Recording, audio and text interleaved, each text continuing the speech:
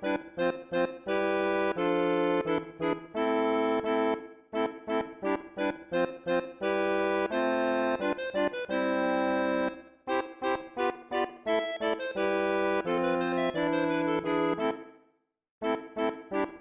guys, Coach over here from the Card Bazaar, and today we're here to present another episode of Card Anthology. Continuing his narration from the Urza block is none other than John, aka Urza Done from the channel They Said We Said. So without further delay, John, the episode is all yours. Ladies and gentlemen, boys and girls, gather around for another episode of the Card Anthology series. My name is John, or the Urza Done, and I would like to invite you after this video to come and check out the They Said We Said YouTube channel, where you can find my show, The Hive Mind, where I get to interview prominent personalities in the MTG community, like the Coach. But right now, it's time to talk about a legacy. Urza's legacy, to be precise. Released on February 15th, 1999, Urza's Legacy is the second set and small expansion following the very controversial Urza's Saga. This set was codenamed Guacamole and had a hammer representing the set's expansion symbol. The design team was carried over from the previous set and consisted of lead designer Mike Elliott, Bill Rose, and Mark Rosewater. Unlike the previous set, Richard Garfield did not receive a designer credit. The development team was again the 5 members that made up the entire R&D at the time, which was the lead developer for the set, Henry Stern, Mike Elliott, Bill Rose, Mark Rosewater, and William Jockish. The story picks up with Urza, the most powerful artificer planeswalker in the multiverse. Needing a tremendous amount of energy to reignite his power stone, what would be the catalyst in the creation of the skyship Weatherlight, and thus battle the ongoing invasion of the Phyrexians. However, Urza makes the tough decision to collapse the entire plane of Sarah's realm to obtain such energy. Sounds like a swell guy to me. The story had a companion novel named Time Streams, which Mark Rosewater has stated is his favorite MTG novel written. This set marked the first time that basic lands had a colored text box in reference to the color mana they would produce. The set contained 143 cards in total, 55 commons, 45 uncommons, and 44 rares. There was also another major first introduced in this set, and that was the debut of premium cards, or more commonly known as foils. Urza's Legacy had no new name mechanics, just the 2 returning from Urza's Saga, Cycling and Echo. It also saw the return of unnamed mechanics, the free spells, growing enchantments, and sleeping enchantments.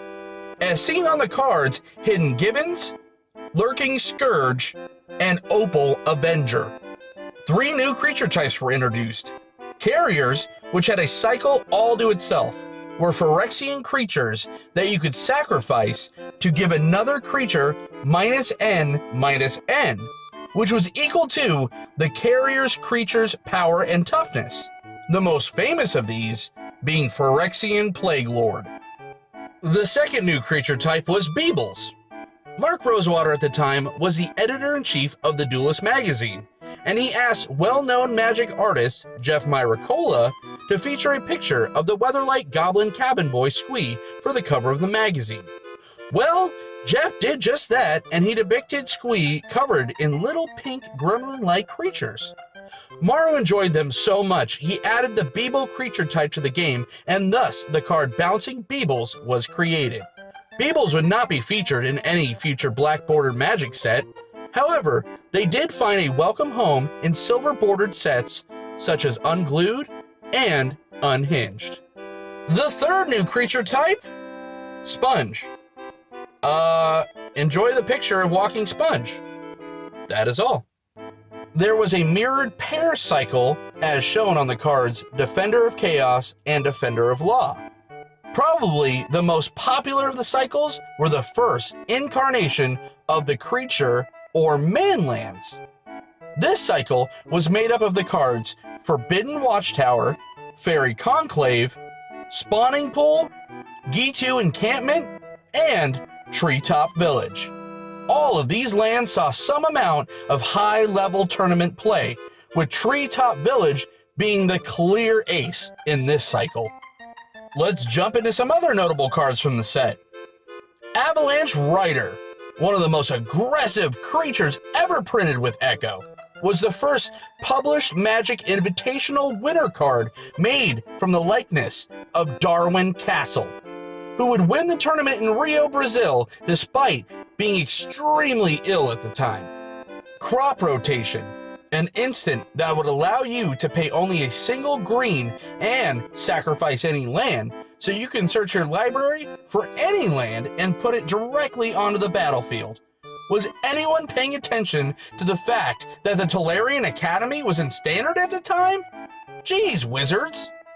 Palancron, another free spell creature which is still played today as the key piece in high tide decks.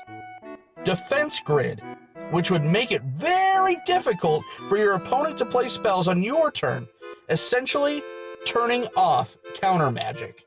Deranged Hermit, another Morrow favorite due to the fact that it could produce a large population of squirrels. And speaking of the cute, cuddly woodland creatures, check out that Might of Oaks art. Adorable, I meant abominable. Let's move on. Engineered Plague, an answer to tribal weenie decks. Designers later would admit way too harsh, especially how efficiently they shut down tribal goblin decks. And speaking of goblins, this was the debut of the ever-popular Goblin Welder, which is a staple in Legacy and Vintage formats. Grim Monolith, which was meant to be an updated version of Alpha's Basalt Monolith, quickly received a bad reputation because of its pairing with the Voltaic Key to generate copious amounts of mana early on in the game. This set included powerful 1 casting cost cards such as Mother of Ruins, an absolute limited bomb, and Rancor, arguably the most powerful aura ever printed due to its recursive nature. It has been played in Standard every time it's been legal. Not to mention, this card is one of the main cogs for the modern deck Bogles. Tinker was quickly restricted in Vintage because it allowed you to tutor for any artifact in your deck. There were 3 cards reprinted for the first time from the Portal series. Blessed Revival, which debuted back from the original Portal set, while Lava Axe and Lone Wolf saw their reprints from Portal Second Age. Defense of the Heart, an extremely powerful commander card, allows you to sacrifice it if one of your opponents has more than 3 creatures, to search your library for any 2 creature cards and put them directly onto the battlefield. Delusions of Mediocrity was a color pie bending enchantment that was meant to be a watered down version of the Ice Age card Delusions of Grandeur. Karmic Guide, another staple in Commander Reanimator strategies. She is popular for her enter the battlefield trigger of bringing back a friend from your graveyard directly onto the battlefield. Multani Morrow Sorcerer, or Super Morrow, has power and toughness equal to the cards in all players' hands, and oh yeah, he has Shroud. No Mercy, the ultimate rattlesnake card, would destroy a creature if it dealt damage to you. Planar Collapse, which depicted the fateful moment when Urza destroyed Sarah's realm with her angel still in it, and he's the hero of this story? Snap, a free spell that is very heavily played in the Pauper format. Okay, fine. How can I talk about notable cards without mentioning Memory Jar, the very first card to ever be banned by the DCI Players Organization before it was proven to be broken in tournament play. So now let's take a quick minute and talk about Urza's legacy effect on the Pro Tour. Pro Tour New York was the first Pro Tour to feature Urza's Legacy, a block-constructed format which has been discontinued. The tournament was won by Casey McCarroll, who defeated Sean Keller in the finals. Both players playing nearly identical decks based around generating huge amounts of mana, quickly to play giant spells. A sealed booster box of Urza's Legacy is around $700. So ladies and gentlemen, boys and girls, that is all you need to know about the set Urza's Legacy. What a set! I want to thank Coach once again for letting me bring this information to you on the Card Anthology. And please come check me out, the Urza I've done, on the They Said We Said YouTube channel. Thanks again, and I'll see you next time for Urza's Destiny. So that is all we have today for this episode of Card Anthology. I'd like to thank John from They Said We Said. Make sure you subscribe to his channel when you are done with this video. You can follow us on our Facebook and our Twitter pages and on the Amino app by clicking on the links below. And make sure you leave a comment so that way you can tell us what you liked and didn't like about this episode of Card Anthology. Make sure you check out Nizzahon Magic for his top 10 over Urza's Legacy. His video will be released this coming Friday. Our next episode will be over Classic 6th Edition, so be on the lookout for that episode in the future. Thank you guys for the continued support. This is Coach signing out, and we will see you guys next time at the Card Bazaar.